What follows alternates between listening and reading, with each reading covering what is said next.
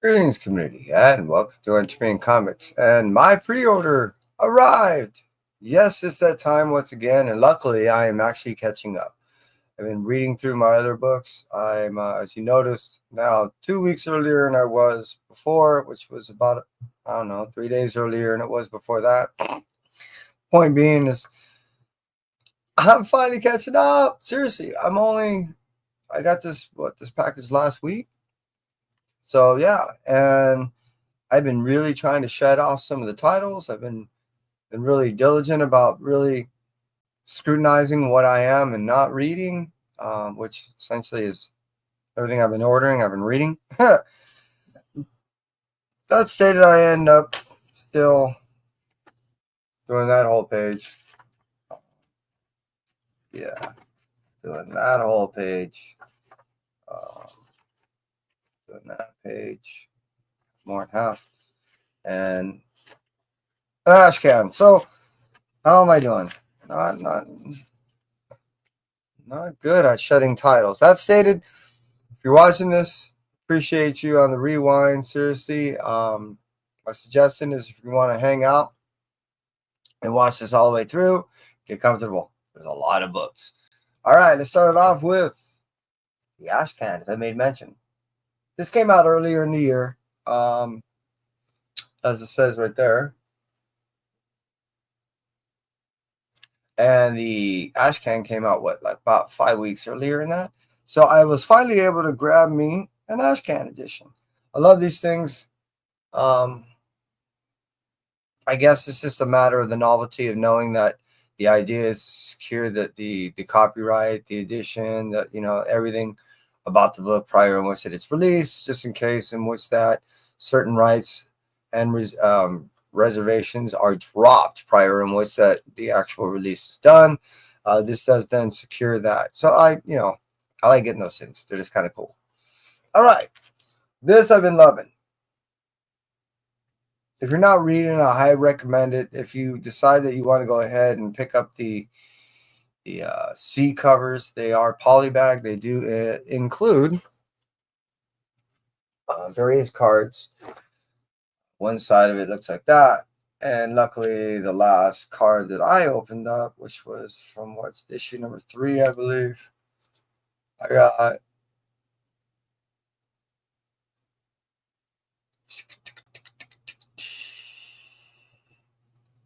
a foil. I got the 1 in 10. So I was really, kind of happy to get that. Plus, they are supposedly going to be involved in a game at the end of the series. How that's going to play out, I'm not quite certain, but that's not stopping me from picking them all up. I'm curious. I normally don't play these things, but if it only involves basically 12 cards and maybe a set down the road, see how it happens. If nothing else, the story is solid. Exquisite Corpses, number 4. Been reading them all, can't get enough. Now, this is one of those rare occasions that I end up buying certain books because of the opportunity. I ended up making this purchase for $3.19.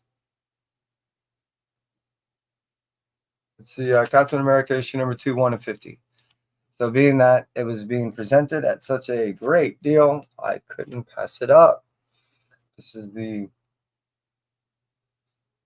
negative cover variant that I also got for that.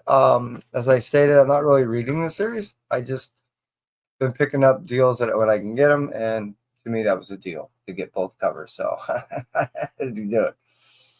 This is I have been reading, and this I have been enjoying. Thought it might have been something, so I ended up getting 2, but I do enjoy the reading ever so much. This has been a solid read. The development of Charlie, I guess we can call her a little orphan girl, is now transformed herself into something quite different and significant in the Marvel universe. So it's kind of cool. I really been liking it. Doom Division. I've been reading this. Not a major Doom fan. That stated, this Doom series has been solid. It's been, if you are a Doom fan, I highly recommend it. Even for Doom fans that are tired of these overall big extravaganza series type things, I do recommend everything that's involved in the series. I've been reading it and all the tie-ins, and it's just been really, really good. I'm looking forward to the end of this year, how it all just works out into one, as it seems like it's getting to, masterful ending crescendo.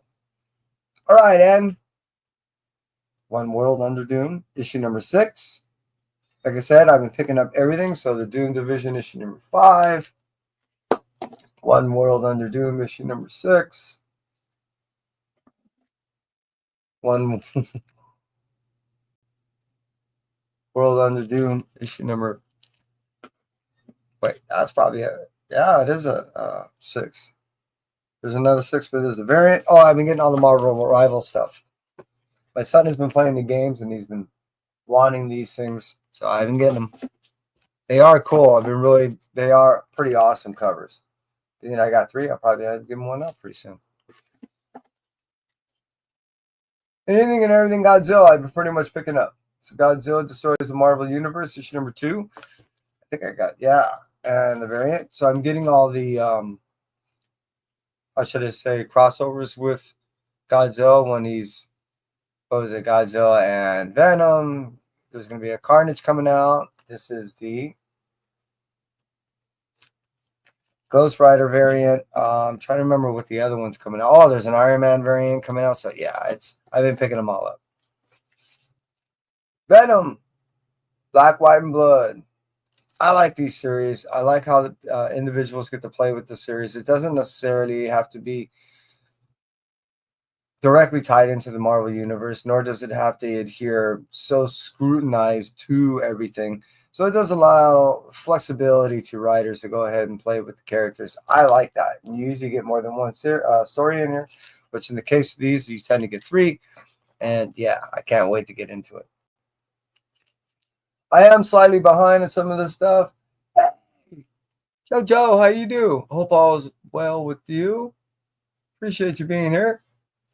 Just showing up my pre-order. And all new Venom. This has really been working out really cool as far as an overall series. And I am looking forward to Noel's return. And I'm trying to work out how that's going to work out with Mary Jane taking the helm when she has no idea what she's up against when it comes to Noel. Issue number 36, Miles Morales. I have to read everything, but I'm caught up. So I'm dying to get into this thing. Seriously. Miles has been a solid series, and I can't get enough. So I'm looking forward to getting in issue number 36. Speaking of not getting enough, the Ultimates, issue number 15. As we know, we're coming to this, as I said before, crescendo, to the ultimate ending coming at the end of the month. And then we'll end up getting a final countdown with that ultimate final with another 5-issue miniseries. What I'm getting at is everything's coming into an end when it comes to all these series supporting the main overall storyline of the Maker coming out towards the end of this year, which I would imagine is probably to be about the beginning of December. All these supporting series, such as Ultimate Spider-Man, I just can't get enough. And as we've been getting one revelation after another, as it's been supporting the overall storyline, as I've been saying before, it's just been awesome. I read Ultimate Spider-Man Incursion issue number 2 yesterday. And in my opinion, now we're starting to see some significance into Billy, which is Miles Morales' kid, sister. Yeah. And she's now considered a key in this whole thing when it comes to the Maker. So now it's starting to draw in some of the significance of another character that's related to the Marvel Universe that is yet to present itself as such. So I'm looking forward to how that fleshes out in the series.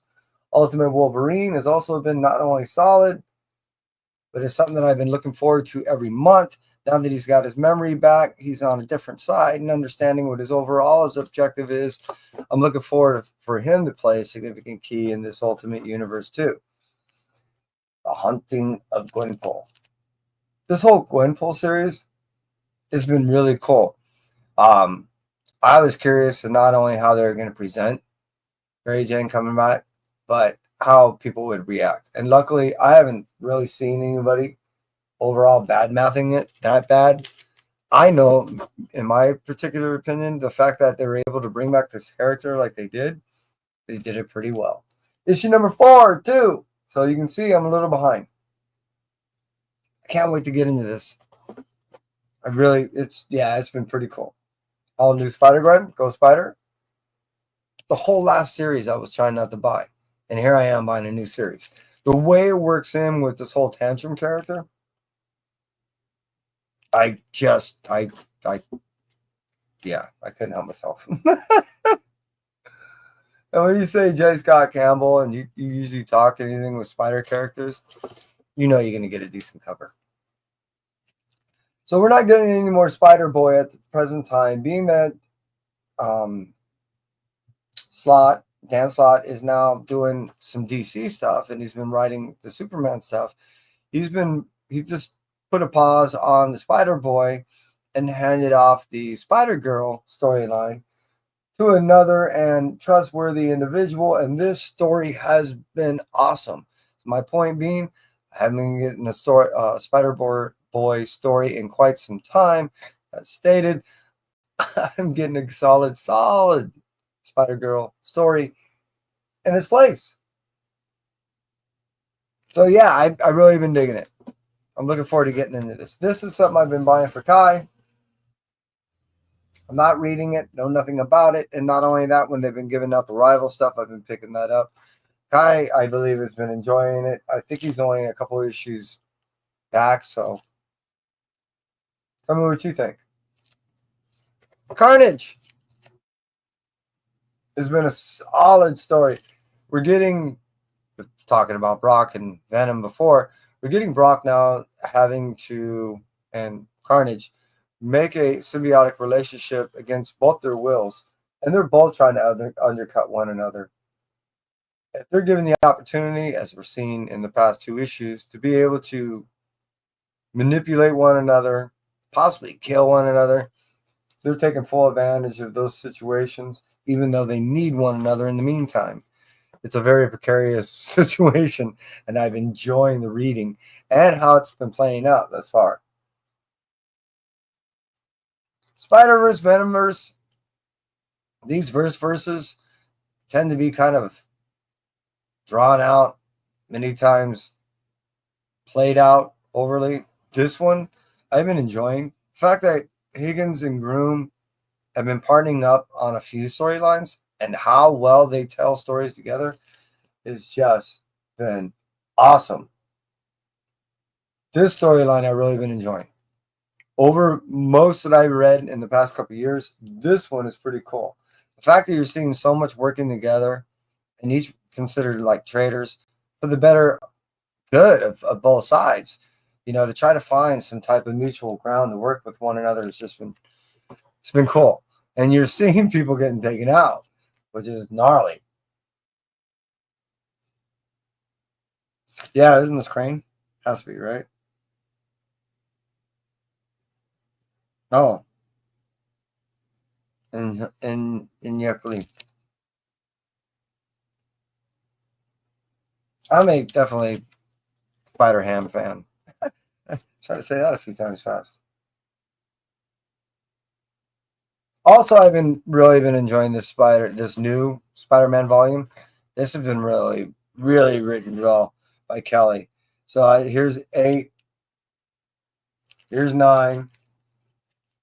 The cool thing is they're not overly killing us. If you recall, the past few volumes they've been releasing on average about 7 books every 2 months.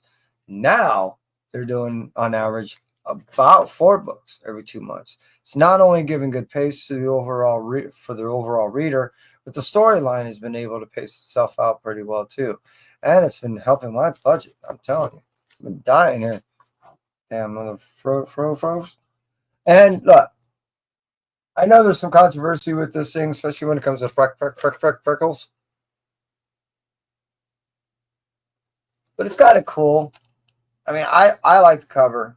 Overall, J. Scott has similar looks where he makes, I mean, if you don't, the proportion from here to here and there to there, not really total realistic, but I don't want it like an anime world. It works.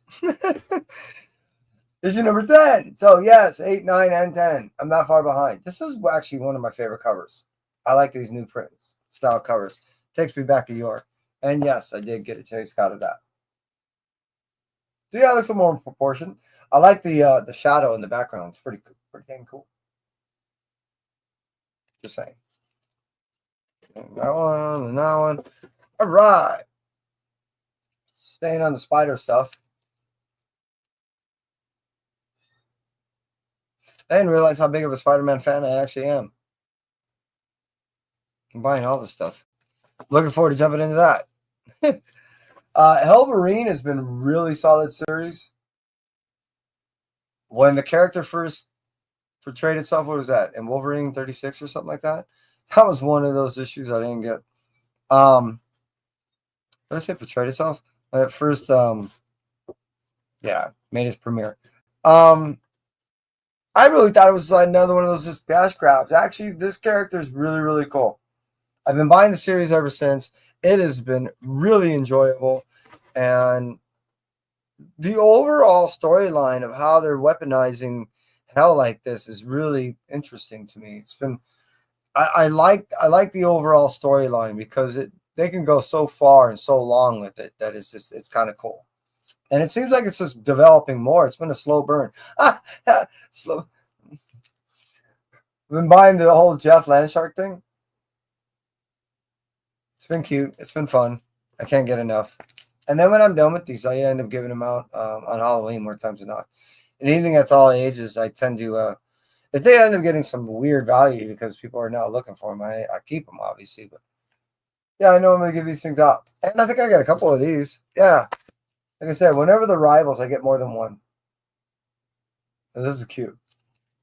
So I'll probably end up giving out something like that. If not the, regular watchers. Kids. This I'd buy. No matter what. I am a massive Black Cat fan. Now that supposedly her personification has changed and she's taken on a new mantle of being like a hero, where she was definitely like an anti-hero per se, but took full advantage and capitalized on the fact that if there was something there to take, she did. But I think maybe she's turning over a new leaf. You know what they say, there's more than one way to skin a cat. So maybe she's learning new ways. Really like this cover. How to get it. And if the ratio variant of that is available, I'm going to try to get it. Same with this. Look at that. That's art. Just saying. So I'm looking forward to reading that, and more likely the whole series. I end up picking it up. So I'm looking forward to that. Speaking of good series, I'm not only a sucker for crossovers, but yeah, I mean, I'm not a massive fan of Sonic. I played the game a few times, but when you get the whole Sonic gang, everybody in there,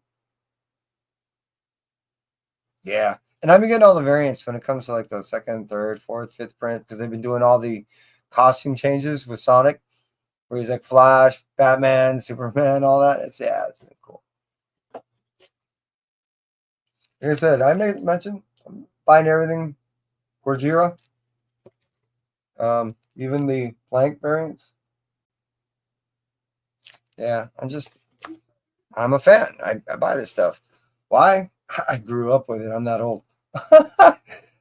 Same thing. I'm buying all the crossovers when this whole Godzilla, Boston, what was it, LA, and was it Chicago? I think there was. Yeah, cool stuff. This Godzilla destroys the world. Oh, cities of the world.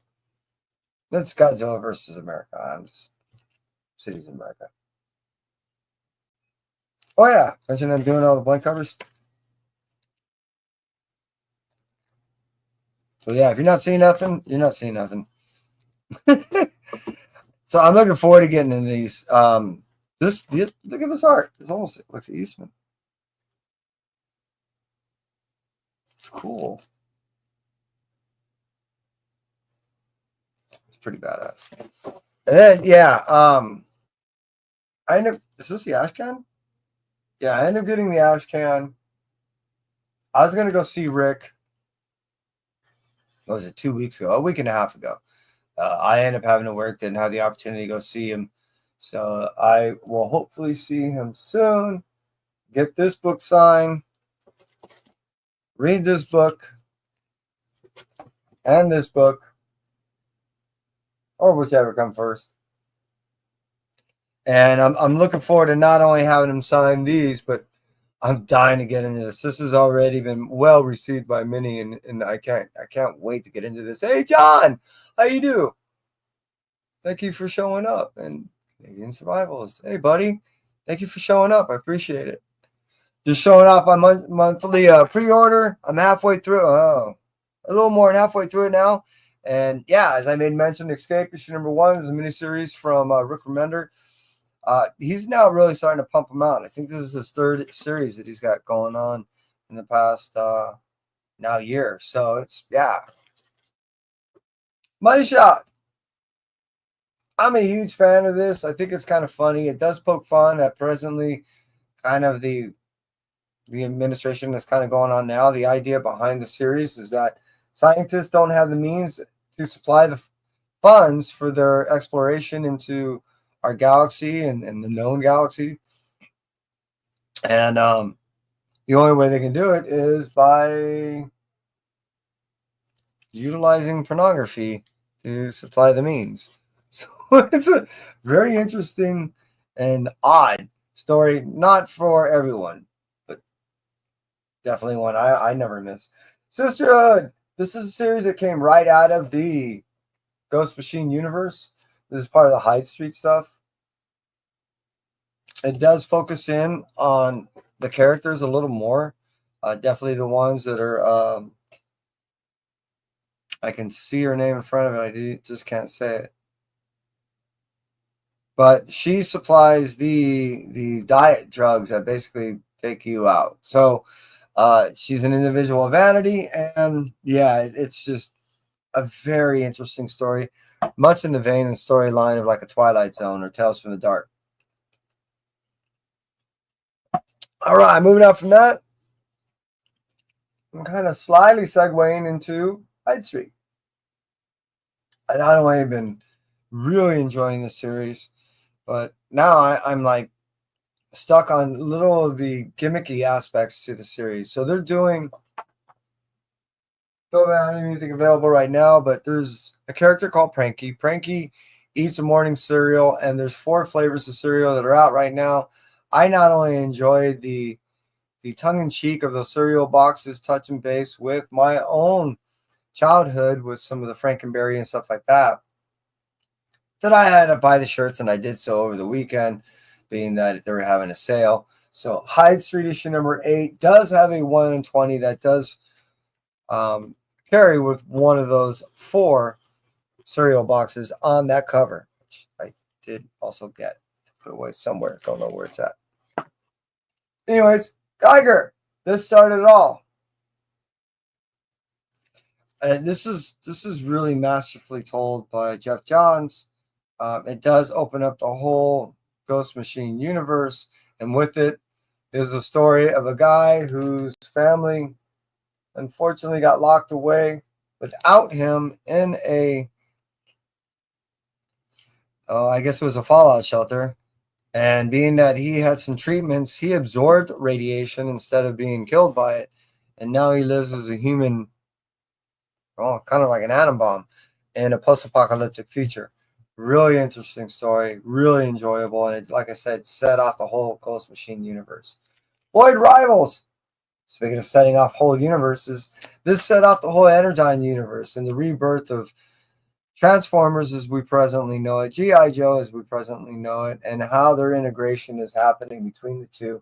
And Void Rivals not only started out the series, but it actually best in this case now gives you a better background understanding of how the Transformers were forced from their home and some of the sub places that they had to venture out to and from to better try to serve Cybertron.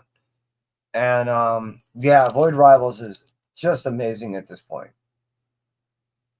Kirkman is just doing a wonderful job on this. And how he integrated all this is just awesome. The writers that are supporting this, such as Joshua Williamson I've just been brilliantly telling the supporting stories, and now all these stories are now crossing over. The way they're doing so is not jolting, it feels organic. And the way that all three writers are complementing one another to tell the story of the Energon universe. If you're a fan of Transformers G.I. Joe, highly recommend buying all three and getting caught up as soon as possible, because this is the augmentation of a storyline that you never thought you wanted and that you definitely need. I'm just saying. Gotcha Man, issue number 11. Can't get enough of Gotcha Man.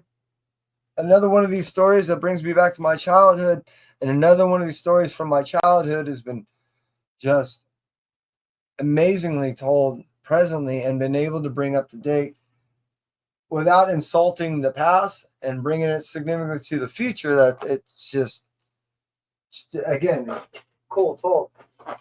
As I said, I'm a huge fan. I can't get enough. And Gotcha Man, I just hopefully I'll get a Phoenix pretty soon, and yeah. Lucky Devils, Charles Soule has been just doing another wonderful job telling a story that is rather kind of introspective and rather tongue-in-cheek on how we all make decisions in our lives. They're showing something that is just really cool, and more times than not, they end up taking little cliche terms and actually turn them into real life. Shit's hitting the fan on that one. What's the furthest place from here? I got to talk to both the writers on this. They're both doing projects right now, finishing up. They just finished up the kids. That was 2 kids walk into a bank movie shoot in Scotland. They're working on another story that they didn't want to tell me about quite yet. They did make mention that this storyline will end either at issue number 29 or 30, and they haven't made a decision yet, which I thought was rather interesting. I Was a Fashion School Serial Killer. I believe this ends at issue number 5. This is another amazingly told serial killer storyline by Doug Wagner. I can't get enough of these style stories, and Doug just is one of those guys that just brings you into a storyline and makes you feel for the character that is the serial killer in a way that makes you start questioning your own sanity at times. You're like, wait, why am I feeling so like supportive to? It's weird, awesome. Highly recommend anything from Doug Wagner. Department of Truth, number 32. Here we are, over 3 years deep in this story? I think almost 4. It's getting heavy. The fact that we end up bringing in certain characters of the present administration is freaking me out. And the way this thing is being told is just, Tinyness is killing it. So I am a little behind. Issue 32, issue 33. It's a lot about this whole Hat Man thing. And if you start seeing him, you can't kind of like unsee it. And makes you do some effed up stuff. I guess this character comes out when you drink a little bit too much cough syrup. And look at some stuff on the internet. I really have been enjoying almost everything James has been doing. And as I was talking about with Exquisite Corpses, it gets pretty heavy, pretty deep, pretty quick, and pretty awesome. It's just it sucks you in, it sinks its hooks into you and doesn't let you go, and it's just been enjoyable. Anything from Stan Sakai, I buy. Just kind of like an overall rule. And here we are with 10,000 Plums, part 5 of 5. I can't even remember, honestly, because as you see, I'm reading so many books, how this unfolds up to issue number 4. I can't wait to get into this just to kind of catch up on where I'm at. Seriously, at times, as you see, I showed you pages of books that I read that it's not until I kind of open up a page that I go, oh, that's right, that's where I'm at. Farrell.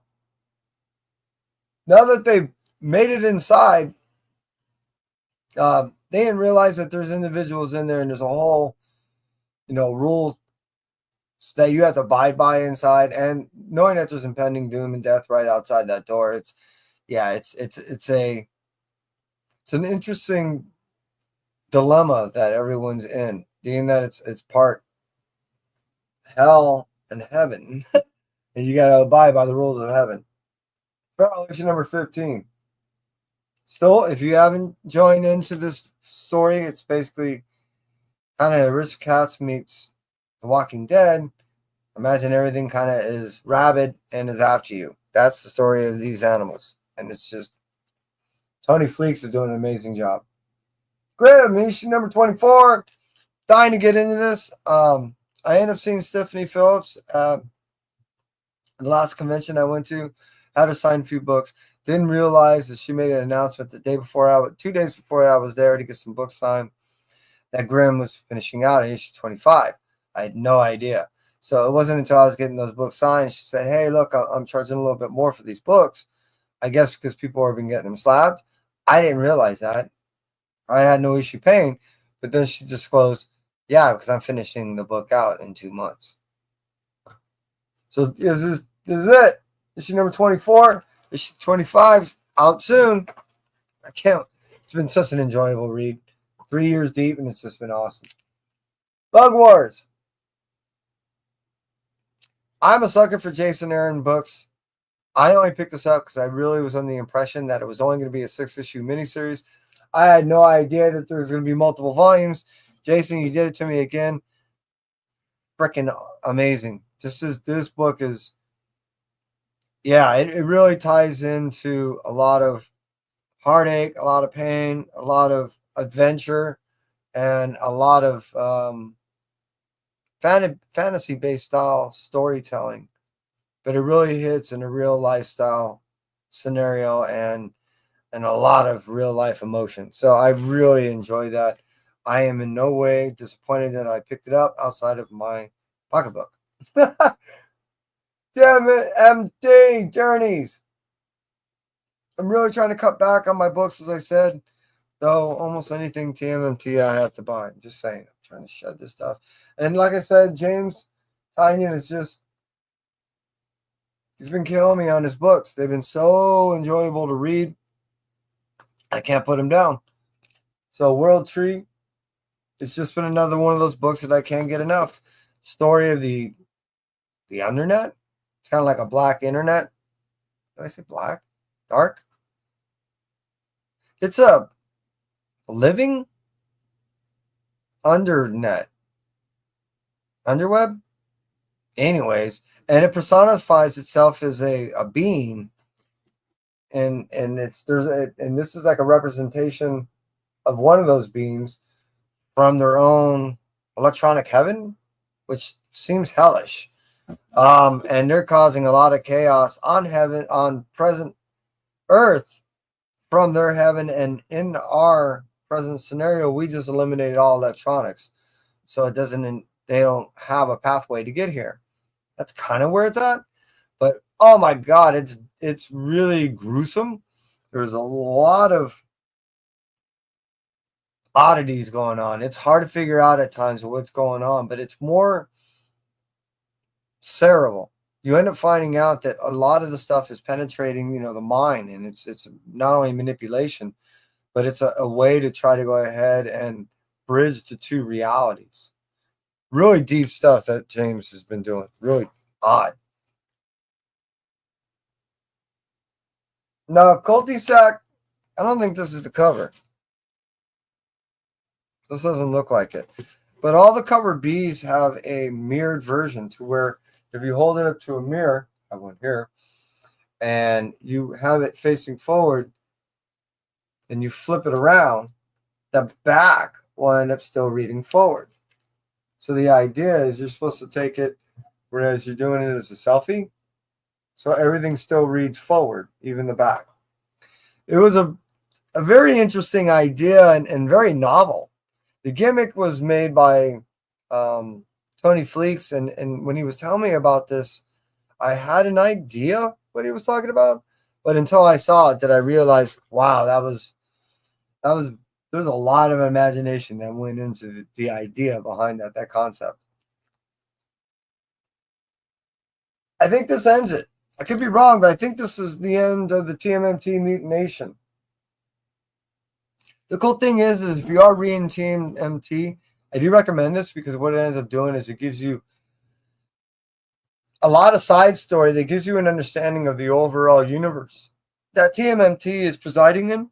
Even though you see things not necessarily directly affect them, you end up eventually see how it does, and it ties into their universe and the supporting actors, and eventually some of the characters that they will end up seeing and or realize has been playing on with them or manipulating certain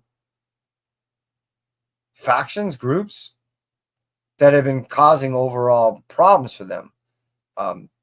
Overall, that TMNT mutination has been really showing a lot of supporting stuff to that TMNT world without, like I was saying, presenting itself directly or directly, doing like a crossover. But at times it does do only cross elements to show you how it's influencing it. Space Ghost, issue number 1. David Pepose is redoing this. He's been signed on for I think it was 27 issues. So what that did is it gave us 12. It gave us the annual. I believe it's going to give us 12. I believe it's going to give us another annual. And then I believe it gives us one of those specials, which then gives us 27 issues. He's already signed at that. So that's cool that we're getting definitely an understanding of what we should expect from David. Yeah, blank cover. Can't see it there, can't you? And then the annual, as I made mention. I'm looking forward to getting into this. I am a massive fan of pretty much anything that David Pepose writes. He's been doing Space Ghost, Speed Racer, and as you saw, Space Ghost, Speed Racer, and oh my god, my brain went away. Hopefully we'll run into it. Like I said, another blank of the annual. This is written by Casey, which is Space Quest. We're getting all that. Issue number 3. So it's a crossover between Space Ghost and Johnny Quest, which has been pretty enjoyable. Issue number 4. As I mentioned, I'm a little behind, just a little on my reading. Oh, that's what it is. Captain Planet. David is writing Captain Planet. So I'm pretty much buying everything David Pepose is writing. And it all takes me back to my childhood. Well, somewhat. I was a little older in this, and he's been dying to write this. So it was kind of a passion of mine to read it, something that was a passion of his. Yeah, there it is. I knew it was in here. Read it, loved it. I think I already read issue number 2. I think it came out, right? But so I got that one. Cover beat. Now this is my childhood right here. The blank cover.